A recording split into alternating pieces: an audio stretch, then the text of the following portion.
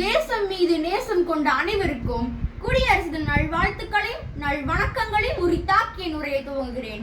நமது பழம்பெரும் பாரதத்தில் 300 ஆண்டுகள் முடிவில்லாமல் தொடர்ந்த வெள்ளையனின் வாழ்வுதனை வழியனுப்பும் நோக்கில் தேசிய அளவிலும் சரி, மாநில அளவிலும் சரி, குறுநில மன்னர்களாகட்டும், குக்கிராம மக்களாகட்டும், பல கழகங்களையும் புரட்சிகளையும் அகிம்சை வழியிலும் பற்பல போராட்டங்களை நிகழ்த்தி தங்களது ரத்தத்தையும் உயிரையும் உடலையும் தாய் நாட்டிற்காக அர்ப்பணித்த நம் தேச தலைவர்களும் வீரர்களும் நமக்காக விட்டு சென்ற கொடை சுதந்திரம். சுதந்திரத்திற்கு பிறகு நமக்கென்ன அரசியலமைப்பு சட்டமும் அதன் வாயிலாக மக்களாட்சியும் மலர்ந்த நன்னாளே இந்நாள், ஜனவரி 26 குடியரசு நாள். நம்ம சிலருக்கு குடியரசு என்றால் என்பதிலேயே குழப்பம் இருக்கிறது.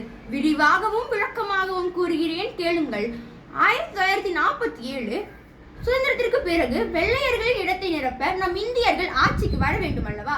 அதற்கென கட்சிகள், அந்த கட்சிக்கென விதிமுறைகள், அரசியல் அமைப்பு எப்படி இயங்க வேண்டும் என்பதற்கான சட்ட திட்டங்களை டாக்டர் BR அம்பேத்கர் தலைமையிலான குழு வரைவித்து 1950ஆம் ஆண்டு ஜனவரி மாதம் 26ஆம் நாள் வெளியிட்டனர்.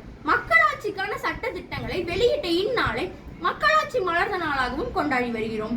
இன்றைய நாளில் செக்கிழுத்து சிறைப்பட்டு சொல்ல ஒன்னா வீருற்ற நம் தியாகிகளை நினைவு கூறுவோம். மூவர்ண கொடியை கல்வி கற்கும் இடத்திலேயோ அல்லது வீட்டிலேயோ கூட ஏற்றி வைக்கலாம். குடியரசு தின விடுமுறை கொண்டாடுவதை விட நம் சுதந்திர போராட்ட வீரர்களின் வரலாறை படித்தும் அல்லது வரலாற்று படங்களை பார்த்தும் கழிக்கலாம்.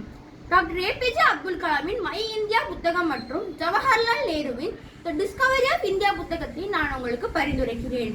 சாதி மத வேறுபாடு ஒழித்து குடியரசு தாயின் பாதம் பணித்து ஒற்றுமையில் நீ உயர்ந்து தேசிய கொடியை நீ உயர்த்து.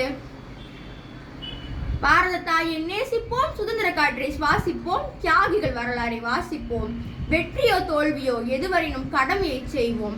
முயற்சியும் பயிற்சியும் நம் கையில், முடிவு எப்பொழுதும் காலத்தின் கையில். முயற்சி விதையை விதைத்துக் கொண்டே இருப்போம். முளைத்தாள் மரம், இலையில் மண்ணிற்கு உரம். தமிழனாய் பிறந்ததே ஒரு வரம், வணங்கி முடிப்பதை தமிழ் நரம். இறுதியில் வணங்குவதை நல்ல பழக்கம். வாய்ப்பிற்கு நன்றி.